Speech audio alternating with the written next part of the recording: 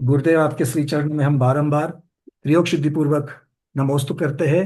और आपके उत्तम रत्नत्रय की कामना के साथ में आज हम आपसे विनती करते हैं कि गुरुदेव, आपका रत्नत्रय जैसे उत्तमोत्तम प्रतिदिन हो रहा है, वैसे हम भी उत्तमोत्तम रत्नत्रय को मार्ग को प्राप्त करें। इसलिए गुरुदेव हमें देशना दे दीजिए। नमोस्तु नमोस्तु नमोस्तु भगवान। सिद्धे जय प्रसिद्धे चौविहाराणाफलम पते वंदिता अर्हन्ते वोक्षम आराहणा कमसो। जय बोलिए अनंतानंद परम सिद्ध भगवान की। जय देवादिदेव 1008 श्री आदिनाथ भगवान की। जय 1008 श्री शांतिनाथ भगवान की।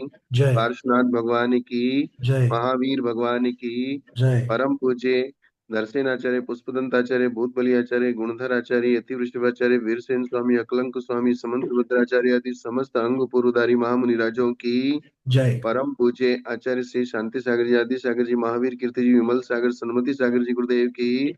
जय आचार्य श्री कुंतु सागर जी कनक नंदी जी पदम नंदी जी गुरुदेव जय की। मुनि श्री कुलभूषण नंदी जी गुरुदेव की। जिनवाणी जय माता की। शिव जय जैन धर्म की। जय जय हो आचार्य भगवत श्री वैराग्य जी महामुनि राज सत्संग की जय।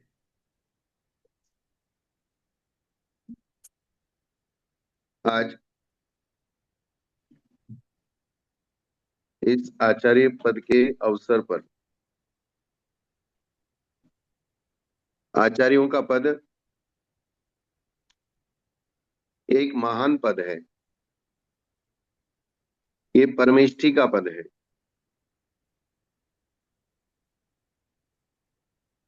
हमारे गौतम गणधर स्वामी से लेके या फिर ये कहिए आदिनाथ भगवान के वृषभसेन जो सबसे प्रथम गणधर थे 84 गणधर, और महावीर भगवान के 11 11 गणधर, ऐसे मिला के 52 1452 गणधरों ने इस द्वादशांग श्रुत को अपने अंदर अंतर मुहूर्त मात्र में चिंतन किया, मनन किया, लिपिबद्ध किया। मनोबली, वचन बली और काय बली रिद्धिधारी गणधर परमेष्ठी सभी प्रकार की रिद्धियों से सहित होते हैं और वे अंतर मुहूर्त में द्वादशांग का निर्माण करते हैं। अंतर मुहूर्त में उसका उच्चारण कर सकते हैं, अंतर मुहूर्त में उसको लिख सकते हैं, अंतर मुहूर्त में मन में उसका चिंतन कर सकते हैं। समस्त द्वादशांग का ये हमारी आचार्यों की एक विशेष प्रज्ञा शक्ति सामर्थ्य रिद्धियां और उन गणधरों के द्वारा आगे बढ़ाया गया श्रुत ज्ञान इस पंचम काल में भी 5 श्रुत केवलियों के द्वारा निरंतर आगे बढ़ा। अंतिम श्रुत केवली भद्रबाहु स्वामी, भद्र स्वाम बाहु स्वामी से आगे चलता चलता अंग पूर्वधारी मुनिराज मागनंदी आचार्य जो कि एक अंग के धारी थे। उसके बाद ये प्राप्त होता होता दर्शन और पुष्पदंत आचार्य को मिला। दर्शनाचार्य ने पुष्पदंत और भूतबली आचार्य को दिया और पुष्पदंत भूतबली आचार्य ने उस सूत्र को अपने शब्दों में लिखा। उसके बाद समंत्र भद्राचार्य ने भी इस धवलादि इस सटखंडागम पर टीका लिखी और वीरसेन स्वामी ने भी टीका लिखी। वर्तमान समय में वीरसेन स्वामी की धवला, जय धवला और महाधवला टीका आज हमारे पास मौजूद है। उन समस्त पूर्वाचार्यों का हमारे ऊपर जो उपकार है, जिनका नाम स्मरण हमको प्रत्येक समय प्रत्येक क्षण करना चाहिए। श्लोक वार्तिक जी में लिखा है कि बिना पूर्वाचार्यों के स्मरण के आपको श्रुत ज्ञान की प्राप्ति नहीं हो सकती। महावीर भगवान के बाद नंदी विष्णु अपराजित गोवर्धन भद्रबाहु ये 5 श्रुत केवली हुए और 11 11 अंग के धारी हुए। विशाखदत्त, प्रोस्टिल, क्षत्रिय, जयसेन, नागसेन, सिद्धार्थ, धृतसेन, विजयसेन, बुद्धिमान, गंग और धर्म।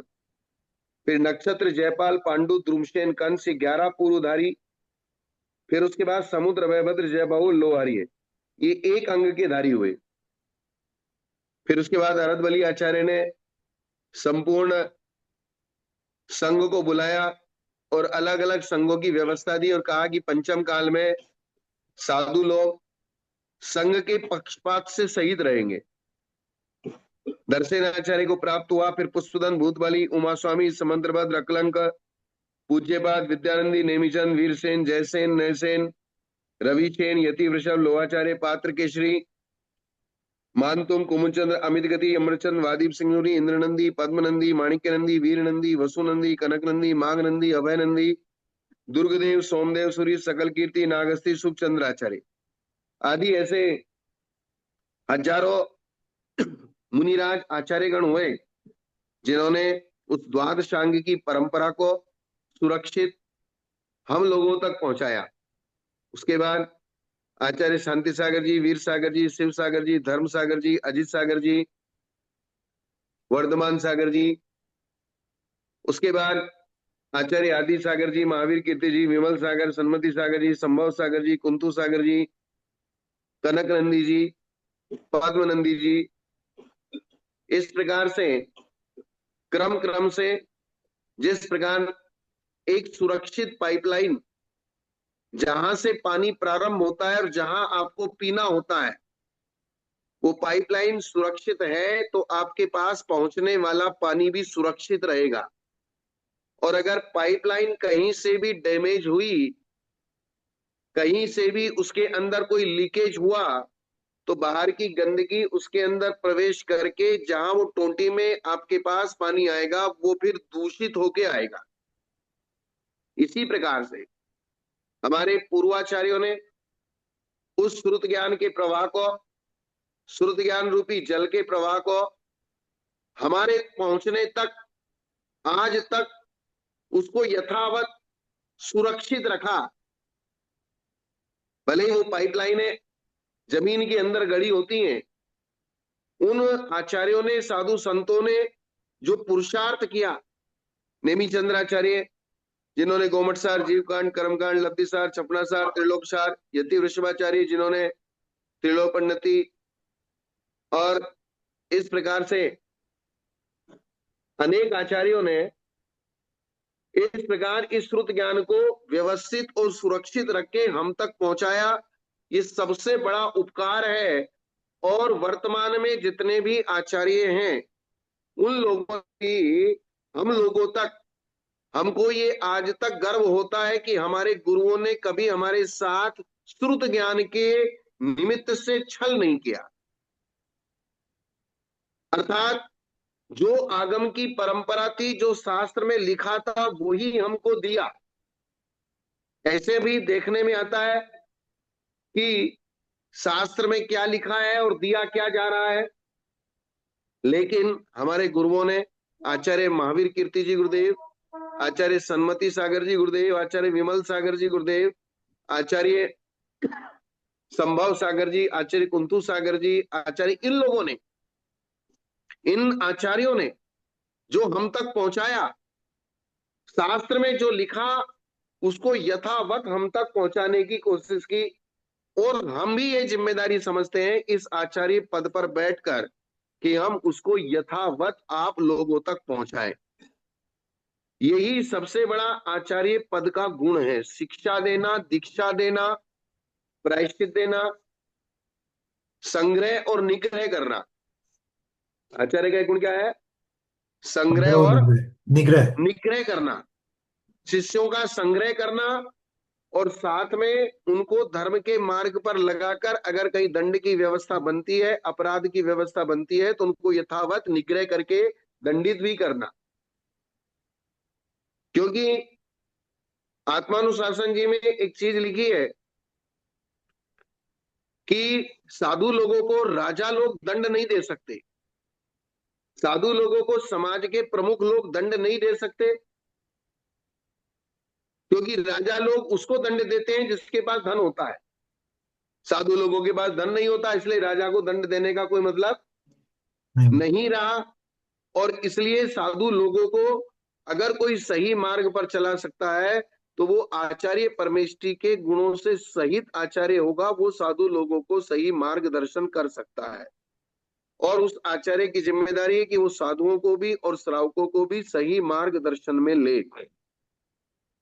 सबसे बड़ा अपना पुण्य यही समझना चाहिए कि हमको निष्पक्ष भाव से, निर्लोभ भाव से, राग द्वेष रहित भाव से अगर कोई हमको श्रुत ज्ञान का अध्ययन कराता है, ये इस पंचम काल की सबसे बड़ी विभूति, संपत्ति और वैभव है। अदल बदल के तो सब कोई कुछ भी बता सकता है, लेकिन जो वास्तव में शास्त्र श्रुत ज्ञान की व्यवस्था है, उस व्यवस्था को बताना बहुत जरूरी है। इसलिए हम वृषभ सेन से लेके गौतम स्वामी तक उनके चरणों में नमस्कार करते हैं।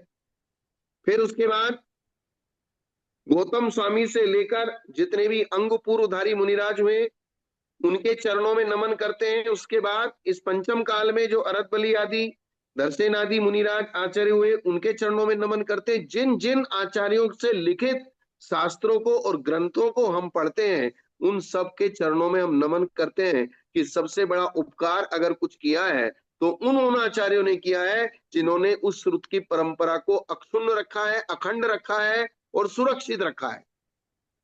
अगर ये श्रुत परंपरा कहीं भी खंडित हो जाती, डिसमिस हो जाती या दूषित हो जाती, तो आज हमको दूषित ज्ञान मिलता, और दूषित ज्ञान कार्यकारी नहीं होता। इसीलिए हम लोगों की, हमारे गुरुओं ने, आचार्य कुंतु सागर जी महाराज से हमने ब्रह्मचर्य व्रत लिया। आचार्य पद्मनंदी जी गुरुदेव ने हमको मुनि दीक्षा दी सन 1994 में, 94 में, अभी पंकज जी ने बताया। और उसके बाद जब हम बंबई 2005 में थे तब हमको उपाध्याय पद दिया गया, लेकिन वो हमने ग्रहण नहीं किया। फिर कुंथुगिरी पंच कल्याणक 2005 में हमारा आचार्य पद हुआ, जिस समय 14 आचार्य और 250 साधु वहां विराजमान थे। और उसके बाद समय धीरे धीरे अपनी गति से बढ़ता गया। हमारे पिताजी मुनि बने, उन्होंने 1990 में दीक्षा ली, सन 2000 तक वे 10 साल मुनि अवस्था में रहे। हमारी माता जी भी आर्य छुल्लिका बनी, फिर आरिका बनी। हमारा गृहस्थ जीवन के बड़े भाई साहब वे भी मुनि बने, जो हमारे साथ में हैं। और उनके दोनों बच्चे, एक लड़का एक लड़की और उनके पत्नी, ऐसे वो पूरा परिवार चारों यहाँ पर अपनी साधना कर रहे हैं, आरिका दीक्षा लेकर, मुनि दीक्षा लेकर, छुल्लिका दीक्षा लेकर। और हमारी बहन की 2 लड़कियां भी यहाँ पर साधना कर रही हैं, एक आरिका चिंतन श्री माता जी, एक दीदी ब्रह्मचारिणी दीपा दीदी। तो इस प्रकार से टोटल मिला के एक ही परिवार के 9 लोग साधना रत हैं।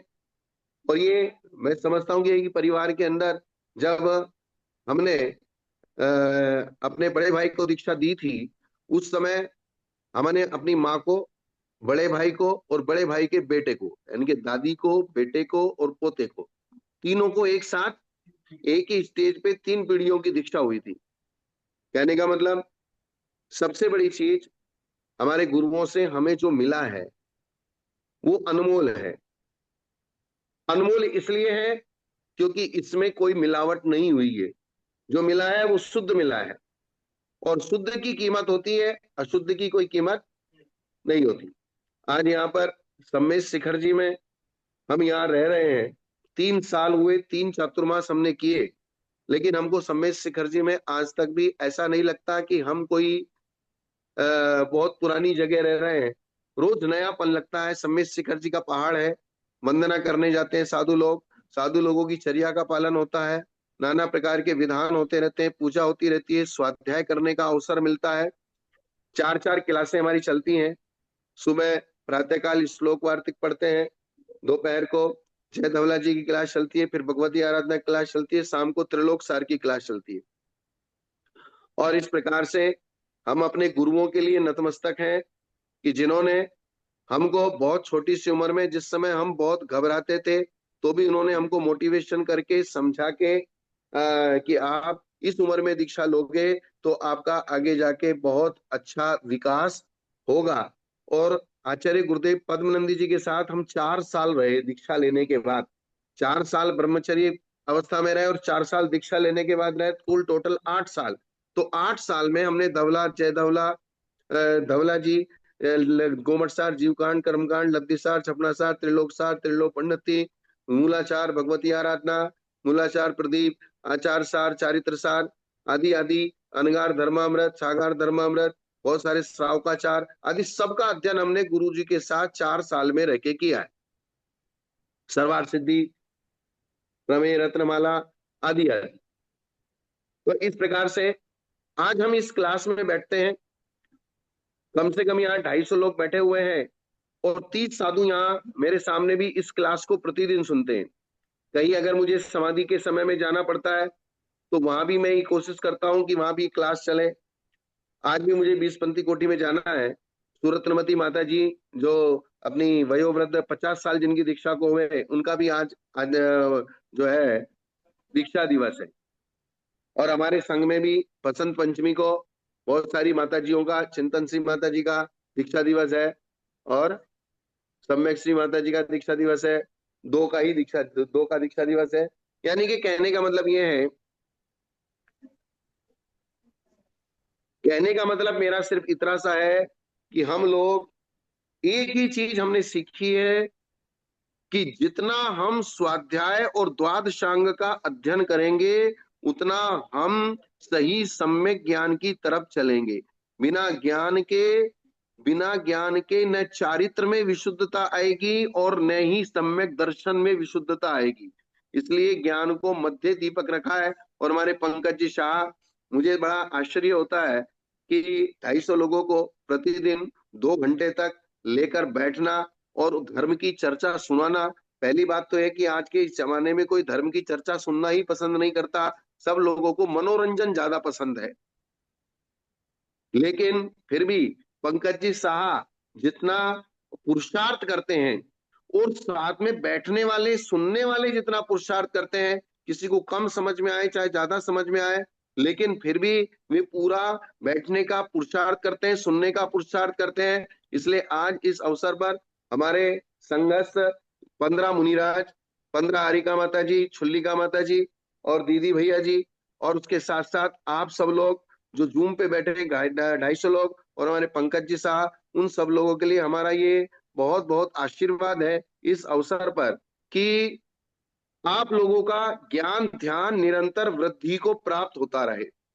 जय और हो। वो ज्ञान ध्यान इसलिए वृद्धि को प्राप्त होता रहे कि आपके रत्नत्रय की निर्मलता बने, क्योंकि रत्नत्रय की आराधना ही सर्वोत्कृष्ट आराधना है।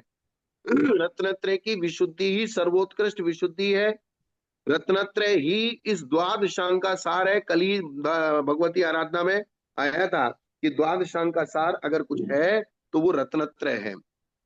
और उस रत्नत्रय का निमित्त द्रव्य क्षेत्र काल भाव हमको आज इस पंचम काल में भी मिला है। ये हमारे लिए बहुत बड़ा भाग्य और पुण्य की बात है। इस पंचम काल में भी हमको रत्नत्रय की आराधना करने का अवसर मिला है। जूम पे बैठे हुए जितने भी लोग हैं त्यागी व्रती, इसमें बहुत सारे प्रतिमाधारी भी हैं, व्रती भी हैं और अपने टाइम को निरंतर स्वाध्याय में लगाने की कोशिश करते हैं। और मैं ये चाहता हूं कि ये सब लोग कम से कम, अगर जब तक दीक्षा नहीं ले तब तक घर में रहकर भी अच्छे से अपने व्रतों का पालन करें। क्योंकि एक हाथी ने भी, जो कि त्रिलोक मंडन का जीव था, पार्श्वनाथ भगवान का पूर्व भाव का जीव हाथी था, उसने हाथी की पर्याय में व्रतों का पालन किया। हम मनुष्य पर्याय में सारी सुख सुविधा रहते हुए अगर पालन नहीं कर पाए तो इसका मतलब ये हो जाएगा कि हम उस त्रियंच जीव से भी गए बीते हो जाएंगे। क्योंकि पार्श्वनाथ भगवान के जीव, उस हाथी का नाम वज्रघोष, क्या नाम था? वज्रघोष। वज्रघोष नाम का जो हाथी था। और उसने हाथी में जब अपन पंडित ध्यानत राय जी या दौलत राम जी, वो जो पार्षद चरित्र लिखा है हिंदी में, भूधरदासी, पंडित भूधरदासी ने पार्श्वनाथ भगवान का चरित्र हिंदी में पद्यात्मक लिखा है। बहुत सुंदर उसमें वर्णन किया है कि हाथी ने किस प्रकार से जंगल में रहकर व्रतों का पालन किया। अन्य जो दूसरे हाथी थे वे, यानी कि उसके लिए, उस हाथी के लिए सूखे पत्तों को छोड़ देते थे कि बोले ये हाथी हरे पत्ते नहीं खाता है, सूखे पत्ते खाएगा, तो ये अगर इसके सूखे पत्ते हमने खा लिए तो ये क्या खाएगा। वे हाथी इस प्रकार से उस व्रती को दान करते थे। जय हो। पंकज जी। बहुत बहुत अनुमोदन, क्या क्या बात है, तिर्यंज भी इस प्रकार की अनुमोदना कर रहे हैं। हाँ, अनुमोदना नहीं, उसका दान है, उसने नहीं खाया, उसने दान ही हो गया उसका। उसका दान है ये। उस त्रियंश का ये दान है कि बोले ये हाथी रोज खाता है लेकिन सूखे ही खाता है, गीले पत्ते नहीं खाता है, इसलिए हम लोग इसके लिए सूखे पत्ते छोड़ दें। अब आप ये कल्पना कीजिए कि जंगल में रहने वाला वो हाथी जिसको सिर्फ एक बार मुनिराज का उपदेश मिला, जिंदगी में दोबारा कभी मुनिराज नहीं मिले, कुछ नहीं मिला, उसने जिंदगी भर व्रतों का पालन किया जंगल में। अब आप कल्पना करते हैं हमारे पास तो छन्ना होते, पानी छानने के लिए हम तैयार नहीं। हमारी जेब में कंघी जरूर मिलेगी लेकिन पानी छानने का छन्ना नहीं मिलेगा। सही बात है। क्या? बिल्कुल सही बात, यही अवस्था है। जेब में दर्पण मिलेगा, लेडीज पर्स में एक छोटा सा दर्पण भी मिलेगा, कंघी भी मिलेगी, सब उसके जो सौंदर्य प्रसाधन है वो मिलेंगे, लेकिन एक पानी छानने का छन्ना नहीं मिलेगा। और अगर पानी छानने का छन्ना में रखे तो उसको लोग क्या समझते हैं कि बोले ये तो बहुत बैकवर्ड क्लास। हमारे पिताजी बताया करते थे कि जैन धर्म में पानी छानने के महत्व से एक आदमी की कोर्ट में जिसके ऊपर मर्डर केस लगाया गया था उसको बाइज्जत बरी किया गया सिर्फ पानी छानने के महत्व से। किस प्रकार से ये कुछ घटना बताइए गुरुदेव। हमारे पिताजी बताते थे कि एक बहुत दुबला पतला व्यक्ति था और उसके ऊपर किसी ने उसको फंसाने के लिए मर्डर का केस उसके ऊपर लगा दिया। कोर्ट में रोज सुनवाई होती थी, बहस होती थी। एक दिन उसको, उसने कोई जानबूझ के नहीं किया ये, लेकिन सहज रूप से उसने वहां कोर्ट में जब वो खड़ा था और गवाही चल रही थी तो उसने पानी मांगा। पानी मांगा तो तुरंत उसके पास पानी लाके दिया गया गिलास में। अब उसके पानी छान के पीने का नियम था। अब उसने सोचा कि मैं पानी छान के कैसे पीऊं, तो उसकी जेब में रूमाल था, उसने ग्लास के ऊपर रूमाल ढका और रूमाल ढक के गिलास के साथ पकड़ के ऊपर से उसने पानी पी पी लिया। लिया। अब जो जज वहां बैठा था, जज ने उससे पूछा कि आपने ये क्या किया। तब उसने बताया कि बोले हमारे जैन धर्म में जल के अंदर इस प्रकार से एक बूंद में भी असंख्यात जीव बताए हैं, हम उनकी हिंसा नहीं करना चाहते हैं, इसलिए हम पानी छान के पीते हैं। और इसी बात को लेके जज का दिमाग ठनका, उसने फिर दोबारा से उसकी केस की खोजबीन की कि बोले ये इंसान जो एक पानी के अंदर रहने वाले जीवों की हत्या करना नहीं चाहता, ये इतना बड़ा मर्डर कर सके, ऐसा मेरी आत्मा गवाही देती नहीं है, इसलिए मैं अपने इस स्व विवेक से इस आदमी को रिहा करता हूं, बाइज्जत बरी करता हूं। क्या बात है।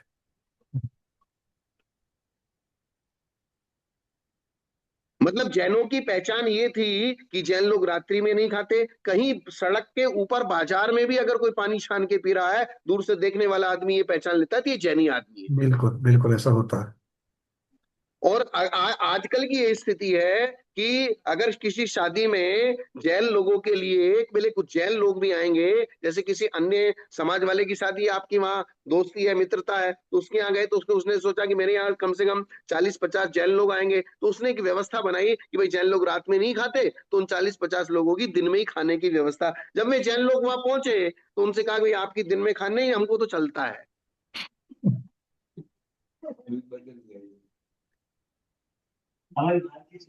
अजैन व्यवस्था कर रहा है और जैन कह रहे ही चलता है। चलता है। यानी कि उसमें हमारा कहना ये रहता है, एक बार आप घर में भले ही रात को खाओ लेकिन किसी समाज के बाहर जाके रात को नहीं खाओ। बिल्कुल बिल्कुल, बहुत सुंदर।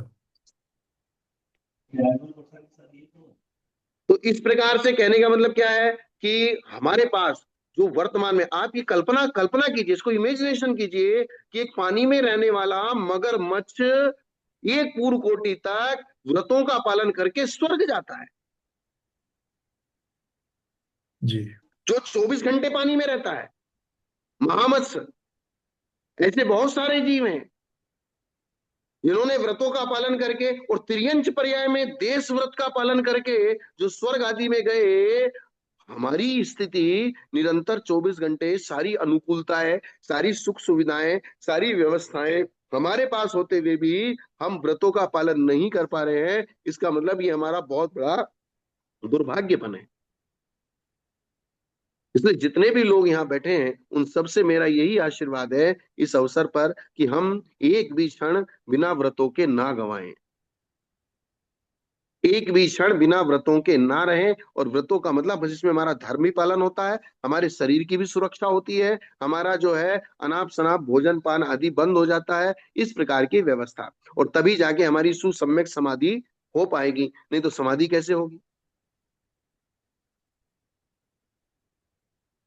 भगवती आराधना में हमारी जो व्यवस्था चल रही है कि प्रवचन का अतिशय आयु के अंत में अगर समाधि होती है तो भले ही जिंदगी भर आपने पाप किया हो, अंतिम समय की जो रत्नत्रय की आराधना है वो बहुत ज्यादा कर्मों की निर्जरा करती है, और अंतिम समय में की गई विराधना बहुत ज्यादा कर्मों का बंद कराती है। क्योंकि मरण समय जो रत्नत्रय की विराधना होती है वो संसार को बहुत लंबा करती है, किंतु अन्य काल में अगर विराधना होती है तो उसकी शुद्धि का उपाय हो सकता है। मरण काल में अगर रत्नत्रय की विराधना होती है तो उसकी शुद्धि का कोई उपाय वहां पर नहीं है। नहीं हो सकता है। आज हम समझदार हैं, बुद्धिमान हैं, अगर यहाँ कहीं रत्नत्रय की विराधना होती है तो हम गुरुओं के चरणों में जाकर प्रतिक्रमण करके, प्रत्याख्यान करके, प्रायश्चित करके, आलोचना आदि करके, प्रायश्चित ग्रहण करके उस रत्नत्रय की जो हानि हुई है उसका वापस उपस्थापन कर सकते हैं। लेकिन जब मरण काल आता है वहां पर ये सब संभव नहीं है। नहीं होता है। अतः मरण काल में विशेष प्रयत्न करना चाहिए, ये यहाँ पर कहा गया है। और मरण काल में विशेष प्रयत्न करने के लिए ये बात अलग है कि बच्चा साल भर पढ़ेगा, परीक्षा में अच्छे से पास होगा। कोई कोई बच्चा 2 ही दिन पढ़ता है और किस्मत से जो उसने पढ़ा वही क्वेश्चन आ गए, वो पास हो जाता है, लेकिन फिर भी उसका बेसिक नॉलेज नहीं होता है। और जो साल भर पढ़ता है फिर भी फेल हो जाता है तो भी उसका बेसिक नॉलेज ज्यादा है। जी। राजमार्ग यही है, साल भर पढ़ेगा तो पास होगा। ये अपवाद मार्ग है कि 2 दिन पढ़ा और पास हो गया। वो ऐसी स्थिति हो जाती है किसी अंधे का सिर दीवार में लगा और आंख पे चोट लगी और चोट में कुछ ऐसी नस खुल गई कि आंखों की रोशनी वापस आ गई और दीवार भी फूट गई, उसमें से सोने का घड़ा भी मिल गया। इसका मतलब सोने का घड़ा चाहिए तो सर को फोड़ के लेना नहीं चाहिए। इसका मतलब ये नहीं कि सोने का घड़ा चाहिए तो प्रत्येक अंधा व्यक्ति दीवार में सर मारेगा वो तो उसको आंखें खुल जाएंगी और सोने का घड़ा मिल जाएगा। जी। ये कभी कदाचित किसी के साथ अगर ये घटना हो जाती है तो ये अपवाद मार्ग है। जी। कभी कदाचित अगर किसी के साथ इस प्रकार का घट जाता है कि उसने जिंदगी भर पाप किए, अपराध किए, फिर भी मरण समय में अगर उसकी आराधना हो जाती है तो ये बहुत रेयर एंड रेयरेस्ट केस है। सामान्य राजमार्ग यही है कि हम जिंदगी भर अपनी आराधना करेंगे, साधना करेंगे, तब जाके हमारा अंतिम में व्यवस्थित समाधि की साधना होगी। और एक बार भी अगर सम्यक सुसमाधि साधना हो गई तो हमारे जन्म जन्म के पाप क्या 2 3 भाव, 4 5 भाव या 7 8 भाव रह जाएंगे। 2 तिन्नी भाव गहनानी, 7 8 भाव गहनानी। जहनेन 2 तिन्नी और उक्कसेन 7 8, मैक्सिमम 7 8 भाव और मिनिमम 2 या 3। 2 3 भाव। इस प्रकार से आचार्य ने कहा है कि अन्य कालों में धारण किया गया रत्नत्रय संवर, निर्जरा और घाती कर्मों का क्षय करने में निमित्त होता है, इसलिए उसे भी हम स्वीकार करते हैं।